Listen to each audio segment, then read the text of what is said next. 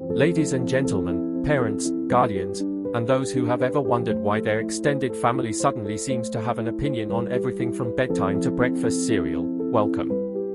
Today, we're embarking on a vibrant journey across the African continent to explore a parenting style that not only raises children, but also builds communities. Yes, we're talking about African parenting and the power of community.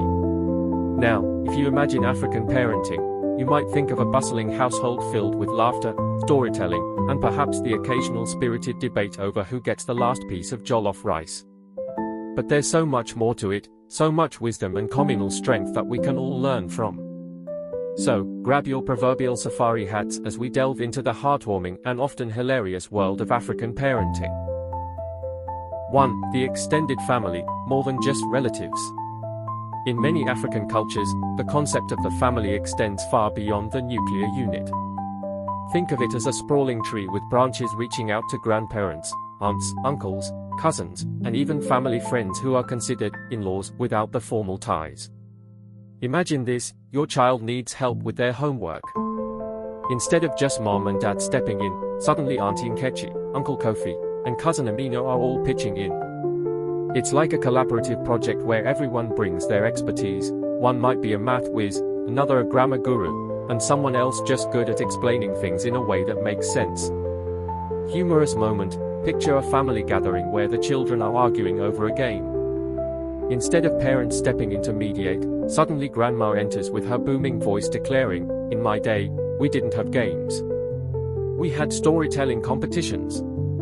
And just like that, the argument turns into an impromptu storytelling session, complete with exaggerated gestures and dramatic pauses. 2. Communal child rearing. It takes a village. The saying, "It takes a village to raise a child," is deeply rooted in African parenting. This communal approach ensures that children are nurtured by multiple caregivers, each contributing their unique strengths. Practical example: consider the concept of Ubuntu, and Nguni-Bantu term meaning humanity. Ubuntu emphasizes that a person's well-being is deeply connected to the well-being of others. In practice, this means that children learn to value community, cooperation, and empathy from a young age. Imagine a child learning to ride a bike. Instead of just one parent holding the back, the whole family is there cheering them on, offering tips, and maybe even taking turns giving gentle nudges. It's a team effort where every small victory is celebrated collectively.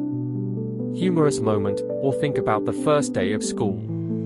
Instead of just a hug from mom, you get a parade of high fives, fist bumps, and perhaps a secret handshake taught by Uncle Tunde. By the time you step into the classroom, you feel like you're part of an elite squad rather than just a kid going to school. 3. Storytelling and oral traditions, lessons through tales. African parenting often leverages rich oral traditions and storytelling to impart values and lessons. Stories are not just for entertainment, they are powerful tools for teaching morals, cultural heritage, and problem-solving skills. Practical example: take the classic African folktale of Anansi the spider. Through Anansi's adventures, children learn about intelligence, resourcefulness, and the consequences of deceit. These stories are told and retold, allowing children to engage with the lessons in a memorable and impactful way. Imagine bedtime stories where characters outsmart obstacles, solve puzzles, and demonstrate virtues like honesty and courage. These narratives stick with children, helping them internalize important values without the heavy hand of direct instruction. Humorous moment: picture a parent trying to explain why sharing is important.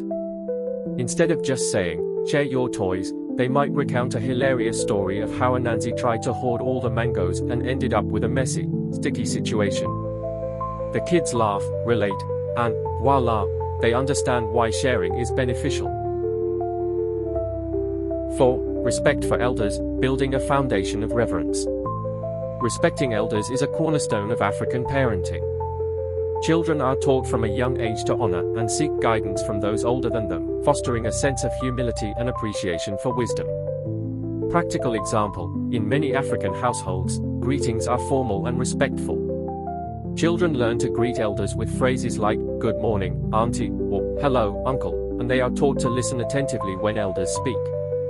This practice not only builds respect but also ensures that valuable knowledge and traditions are passed down through generations. Imagine a child wanting to borrow a toy from a friend. Instead of a simple, "Can I play with that?" they might say, "May I please borrow your toy?" "Thank you, Uncle Kwame," showing gratitude and respect. Humorous moment, or consider a family meeting where kids are encouraged to present their ideas, but always starting with all due respect, making every suggestion sound like a formal proposal. It adds a touch of humor and formality to everyday conversations, reminding everyone of the importance of respectful dialogue. 5. Celebrations and communal events, strengthening bonds. African parenting often incorporates communal celebrations and events that strengthen family bonds and create lasting memories. These gatherings are filled with music, dance, food, and shared joy. Practical example, take Kwanzaa celebrations, for instance. It's a time for families to come together, celebrate their heritage, and reinforce core values such as unity, self-determination, and collective work. These events are opportunities for children to participate in cultural rituals, learn traditional dances, and enjoy communal meals. Imagine a family reunion where everyone gathers to prepare a big feast, shares stories of their ancestors, and dances to traditional rhythms. It's a vibrant tapestry of culture and community that leaves children feeling connected and proud of their heritage.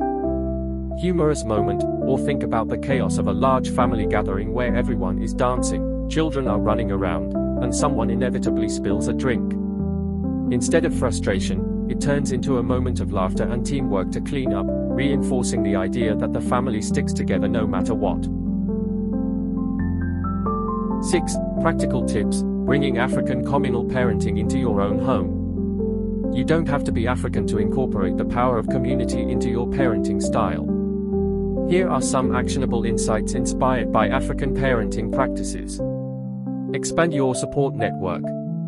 Involve extended family members, friends, and community members in your child's upbringing. Encourage playdates, group activities, and communal gatherings where children can interact with a diverse group of caregivers. Foster a sense of belonging. Create traditions that involve the whole family. Whether it's a weekly family dinner, a monthly outing, or annual celebrations, these rituals help build a strong sense of community and belonging. Embrace storytelling. Share stories from your own heritage or create new ones that teach important values. Encourage your children to tell their own stories, fostering creativity and communication skills. Teach respect and empathy. Model respectful behavior towards others and encourage your children to do the same. Practice active listening and show appreciation for the wisdom of elders and peers alike. Celebrate together. Make celebrations a communal affair. Whether it's birthdays, holidays, or achievements, involve everyone in the festivities to create a shared sense of joy and accomplishment. Encourage teamwork and cooperation. Involve your children in group tasks and projects. Whether it's cooking a meal together, gardening, or working on a family craft, teamwork builds cooperation and strengthens bonds. Humorous tip, start a family tradition of a group hug hour every Sunday evening, because nothing says community like a big, slightly chaotic group hug where everyone's squished and someone inevitably sneezes.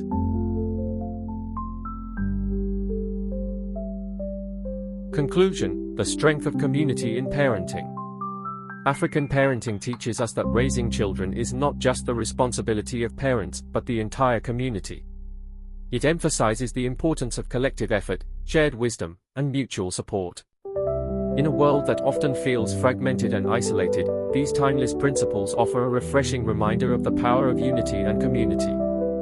So, whether you're navigating the challenges of modern parenting or simply looking to strengthen your family bonds, take a page from African parenting. Embrace the village, cherish the stories, respect the elders, and celebrate together. After all, raising children is a beautiful, communal adventure that benefits everyone involved. How do you incorporate community into your parenting style? Share your stories and tips below, and let's celebrate the diverse ways we all come together to raise the next generation.